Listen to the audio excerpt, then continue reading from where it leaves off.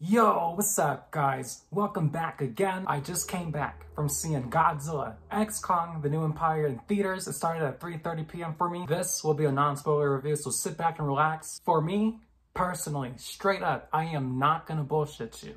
This was a solid 10 out of 10 for me. And yes, it's very true when they say that Kong definitely has way more screen time over Godzilla in this one. And as a Godzilla fan, I really don't mind that because it literally felt like the same amount of screen time that Godzilla had back in GVK. Now, when it comes to these monster fights, oh my god, like the CGI, like it's phenomenal. Like, it's great. They understood the assignment loud and clear. And what I really like about this specific film is that this is finally the film where the humans don't interfere. Like, they just sit back and watch the shit go down. And of course, it was awesome to see Kong and Godzilla back on screen. And, you know, Godzilla's new evolved change in this film, like, bro, him being pink was the least of my worries. Like, it still flowed the way I wanted it to. And I'm talking like Godzilla's still Godzilla. It doesn't matter if he's pink, it doesn't matter if he's red, blue, does not matter. He is still Godzilla in the movie. Zuko, I personally thought was a great addition to the monsterverse. He starts off as a little shit at first, but then once you get used to him throughout the film, he becomes a better monster. And yes, Shimu is actually revealed to be a girl, and it's also pronounced as Shimu throughout the film. Bruh, when I first saw her on screen, like, oh my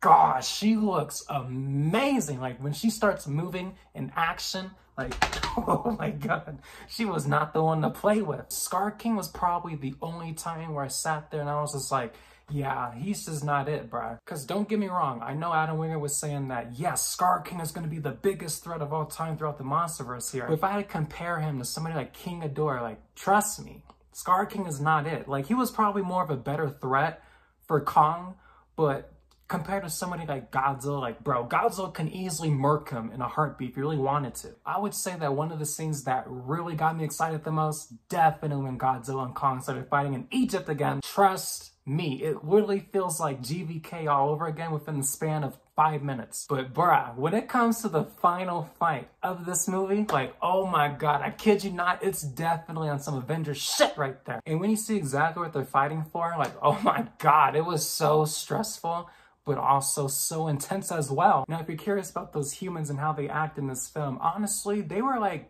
dumb fun in this film. That's like the best way for me to put it. And that dumb fun mainly comes from this character named Trapper, who was played by Dan Stevens. But at the same time, there was also like a little bit of weird chemistry between him and Bernie throughout the film as well. There's gonna be some parts in this movie you're like, what the fuck are these two even doing? But away from those two, I personally feel like Gia and Dr. Eileen Andrews were like the best characters to, like, you know, just kind of enjoy more of that story lore behind the film. But I won't lie to you when I say that Gia has a special character arc going on for her throughout this film. This whole movie is basically like a nice mixture of Kong Skull Island and Godzilla vs. Kong in terms of Easter egg references in the story. So if you've been clearly keeping up since Godzilla 2014, you're gonna enjoy the amount of Easter egg references throughout this film. There's definitely no post-credit scenes. So as soon as that movie ends, you can just happily get up and leave. Like I said, if you're one of those fans that are coming here straight up for some monster action, this film is for you. I would put GSK literally on the same page as King of the Monsters and GVK. Kong, Skull Island, and Godzilla 2014 were like the best ways to introduce these guys to the monsterverse. But ever since King of the Monsters and GVK, like, every film progressively just gets better and better and better. So go see it.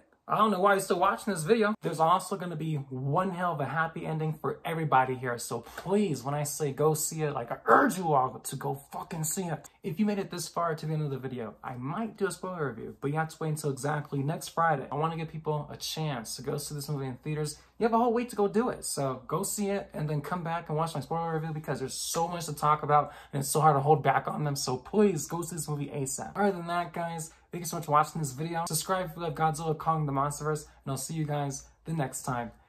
Peace.